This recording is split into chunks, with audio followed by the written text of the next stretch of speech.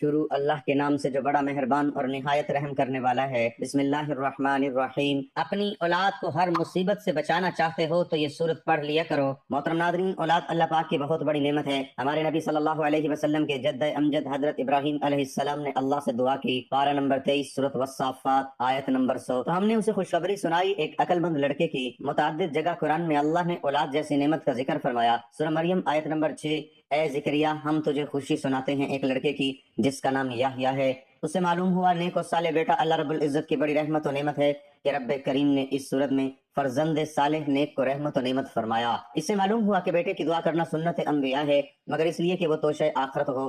ہاں، بیٹی پیدا ہونے کا غم کرنا کفار کا طریقہ ہے۔ مفسرین علماء فقہاء کرام فرماتے ہیں یوں تو سبھی نعمتیں اعلیٰ ہیں، پر ایمان کی دولت و اولاد کی نعمت تمام نعمتوں میں اعلیٰ نعمت ہے۔ نعمتوں کے بارے میں فرمان الہی ہے، اور تمہیں بہت کچھ منہ مانگا دیا، اور اگر اللہ کی نعمتیں گنو تو شمار نہ کر سکو گے۔ بے شک آدمی بڑا ظالم ناشکرا ہے۔ تمہاری ہر قسم کی منہ مانگی مرادیں، کروڑوں نعمتیں تمہارے بغیر مانگے تمہیں انعام میں عطا کی، اور بہت سی نعمتیں منہ مانگے بخشش۔ ہم تمہاری ضرورتیں تم سے زیادہ جانتے ہیں، ہماری عطا ہمارا انعام تمہارے مانگنے پر موقوف نہیں، کیونکہ تمہارے ہر رونگٹے پر کروڑوں نعمتیں ہیں، اور جب تمہیں اپنے بالوں کا شمار نہیں تو ہماری دی ہوئی نعمتوں کا شمار کیسے ہو سکتا ہے؟ تمہاری گنتی سنک پر ختم ہوتی ہے اور وہاں سنک سے ابتدا ہوتی ہے۔ اولاد اللہ رب العزت کی بہت بڑی نعمت ہے۔ والدین کی خوبیوں کا آمین، ان کے خوابوں کی تعبیر، نسلی امتداد، درازی نسل کا محرک، آنکھوں کی ٹھنڈک، قوت بازو اور خانگی، نیز نگیوں کی روح اولاد ہی کا عکس جمیل ہے۔ اگر اولاد نہ ہو تو گھر اندھیرا اور سونا معلوم ہوتا ہے۔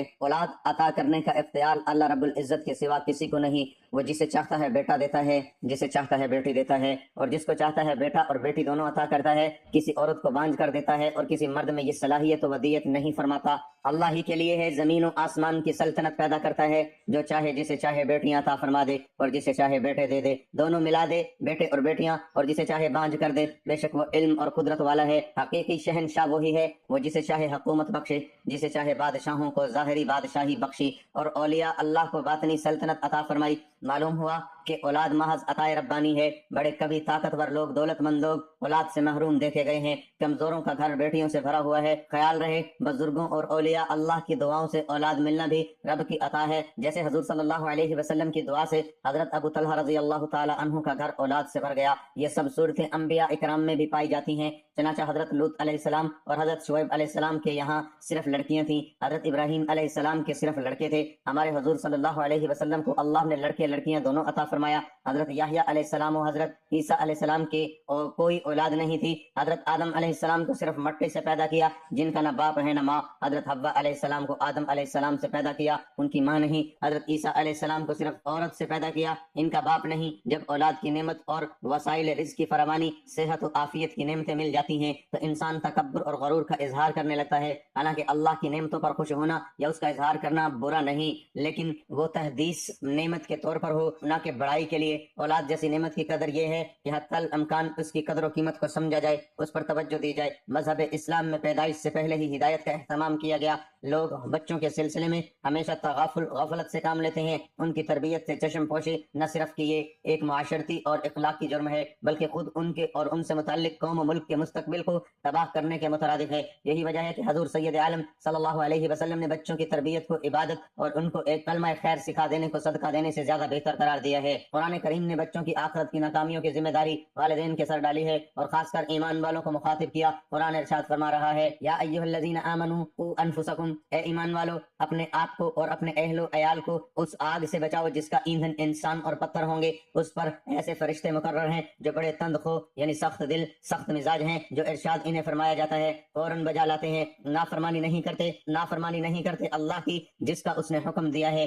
جب یہ آیت مبارک نازل ہوئی تو حضرت عمر رضی اللہ عنہ اپنی اور اپنے اہل و عیال کی ذمہ داریوں کے احساس سے بہت متاثر اور فکر مند ہوئے۔ آپ حضور صلی اللہ علیہ وسلم کے پاس آئے، اے اللہ کے رسول صلی اللہ علیہ وسلم، آپ اپنے آپ کو دوزخ سے بچانے کا مفہوم تو سمجھ میں آ گیا، مگر اہل و عیال کو کیسے جہنم سے بچا سکتے ہیں؟ آپ صلی اللہ علیہ وسلم نے ارشاد فرمایا، جن چیزوں سے خدا نے تمہیں روکا ہے تم اپنے اہل و عیال کو روکو، اور جن کاموں کو انجام دینے کا حکم فرمایا ہے تم ان کو اپنے اہل و عیال کو حکم دو۔ سب سے اچھا تحفہ اولاد کے لیے۔ ترمذی شریف میں حضرت ایوب موسیٰ رضی اللہ عنہ اپنے والد اور اپنے دادا کے واسطے سے روایت کرتے ہیں، رسول اللہ صلی اللہ علیہ وسلم نے فرمایا، اچھی تربیت تربیت سے زیادہ ایک باپ کا اپنے اولاد کے لیے کوئی عطیہ انعام نہیں۔ ایک دفعہ سرکار صلی اللہ علیہ وسلم نے فرمایا کوئی باپ اپنی اولاد کو اس سے بہتر کوئی عطیہ نہیں دے سکتا کہ اسے اچھی تعلیم دے۔ حضرت مولا کائنات علی المرتضی رضی اللہ عنہ کا قول ہے بچوں کو ادب سکھاؤ اور تعلیم دو۔ حضرت ابن سیرین سے منقول ہے اولاد کی عزت کرو اور اسے بہتر ادب سکھاؤ۔ اللہ تعالیٰ نے ہر شخص کے سینے میں دھڑکتا ہوا ایک دل رکھا ہے،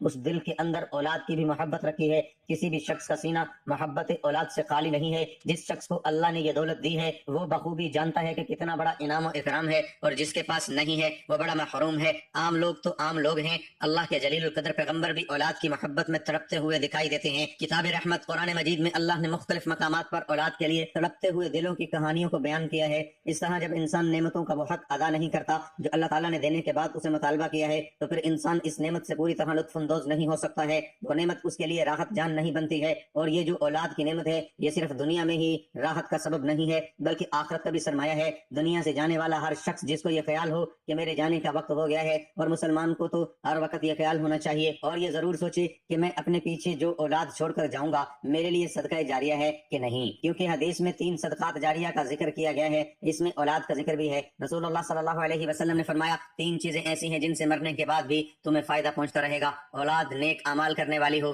اللہ کو یاد کرنے والی ہو، نماز پڑھنے والی ہو، لوگوں کو قرآن پڑھانے والی ہو، دعائیں کرنے والی ہو، لوگوں کو فائدہ دینے والی۔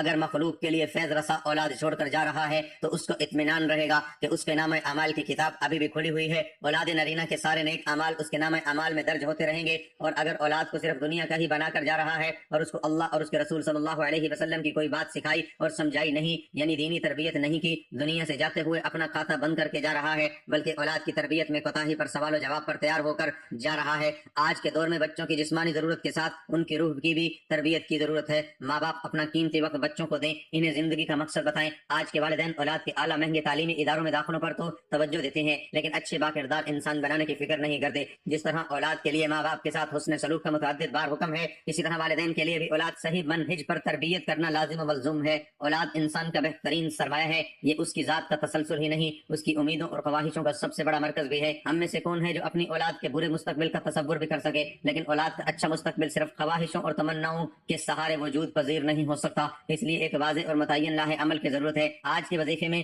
ہم اختصار کے ساتھ وہ لاہ عمل بیان کر رہے ہیں جو دنیا اور آخرت دونوں میں آپ کی اولاد کو آپ کی آنکھوں کی ٹھنڈک بنا دے گا۔ عام طور پر والدین اولاد کا دامن خوشیوں سے بھر دینے کی فکر میں رہتے ہیں۔ خوشیوں سے ان کی مراد بالعموم مادی اشیاء کی بہتات ہوتی ہے، تاہم خوشی صرف مادی اشیاء سے نہیں ملتی، خوشی زندگی کے بارے میں مثبت نقطہ نظر اختیار کرنے سے ملتی ہے۔ اس دنیا میں دکھوں، پریشانیوں اور ناپسندیدہ حالات سے مفر ممکن نہیں ہے۔ آپ کچھ بھی کر لیں، برے حالات سے اپنی اولاد کو بچا نہیں سکتے۔ ایک طریقہ ایسا ہے جس سے آپ کی اولاد پر مصائب و آلام کی آگ ٹھنڈی ہو سکتی ہے، وہ یہ کہ آپ اپنی اولاد کو زندگی کے بارے میں مثبت نقطہ نظر دیں۔ اسے بتائیں کہ دنیا میں سخت حالات ہی بہترین انسانوں کو جنم دیتے ہیں۔ اس اعتبار سے یہ سختیاں خدا کی نعمت ہیں۔ یہ ایک طرف انسان کی صلاحیتوں کو بہترین طریقے سے پروان چڑھاتی ہے، اور دوسری طرف آخرت میں خدا کی رضا اور اس کی بہترین نعمتوں کے حصول کا ذریعہ بھی بنتی ہیں۔ چنانچہ بچوں کو یہ سبق دیں کہ وہ مشکلات کو چیلنج کے طور پر لیں، اس کے بعد وہی دکھ جو دوسروں کو نڈھال کر دیتے ہیں انہیں سرشار کر دیں گے۔ اولاد کو دینے والی دوسری چیز سخت محنت کرنے کی عادت ہے۔ والدین لاڈ پیار میں بچوں کی زندگی آسان بنانا چاہتے ہیں، مگر بیجا لاڈ پیار مستقبل میں ان کی زندگی مشکل بنا دیتا ہے۔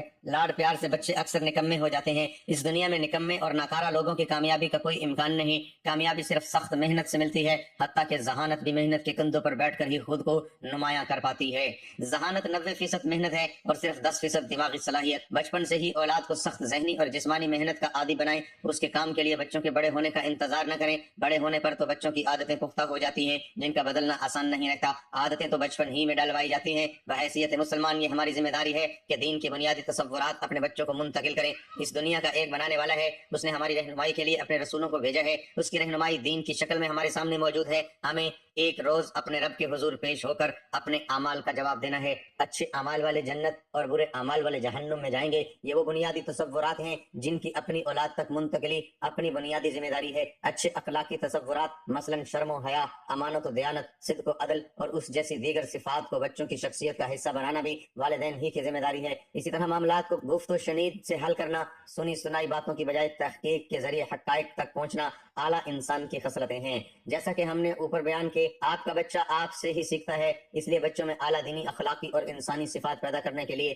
آپ کو انہیں ایسا ہی بن کر دکھانا بھی ہوگا۔ محترم ناظرین، اب چلتے ہیں اپنے وظیفے کی جانب۔ آپ نے سب سے پہلے 3 بار درود پاک پڑھنا ہے۔ ایک مرتبہ ثواب کی نیت سے میرے ساتھ بھی درود پاک پڑھ لیں۔ اللہم صلی علی محمد وعلی آل محمد کما صلیت علی ابراہیم وعلی آل ابراہیم انک حمید مجید۔ اللہم بارک علی محمد وعلی آل محمد کما بارکت علی ابراہیم وعلی آل ابراہیم انک حمید مجید۔ اس کے بعد 7 بار سورۃ کوثر پڑھنی ہے۔ انا اعطیناک الکوثر فصل لربک وانحر ان شانئک هو الابتر۔ محترم ناظرین، اگر آپ بھی اپنی اولاد کو دنیا کے ہر میدان میں کامیاب دیکھنا چاہتے ہیں تو آپ بھی اپنے گھر ہر وقت آیت کریمہ کا ورد کیا کریں، لا الہ الا انت سبحانک انی کنت من الظالمین۔ انشاءاللہ اس تصویر کی برکت سے آپ کی اولاد دنیا کے ہر میدان میں کامیابی پائے گی اور دنیا کے تمام مشکلات سے دور رہے گی انشاءاللہ، اور اس سے آپ کا گھر بھی تمام آفات اور مصیبتوں سے محفوظ رہے گا۔ حضرت عبداللہ بن مسعود نے فرمایا، حضرت یونس علیہ السلام اس مچھلی کے پیٹ میں 40 روز رہے۔ اس حالت میں حضرت یونس علیہ السلام نے دعا کی، لا الہ الا انت سبحانک انی کنت من الظالمین، تو اللہ تعالیٰ نے دعا قبول فرمائی اور مچھلی نے آپ علیہ السلام کو بالکل صحیح سالم حالت میں کنارے پر ڈال دیا۔ ناظرین، اپنے رزق میں برکت، وسعت اور کشادگی کے لیے اللہ تعالیٰ کے 99 ناموں میں سے کوئی ایک نام لکھ کر کمنٹ میں ضرور شیئر کریں۔ اللہ تعالیٰ ہم سب کا حامی و ناصر ہو۔ جزاک اللہ۔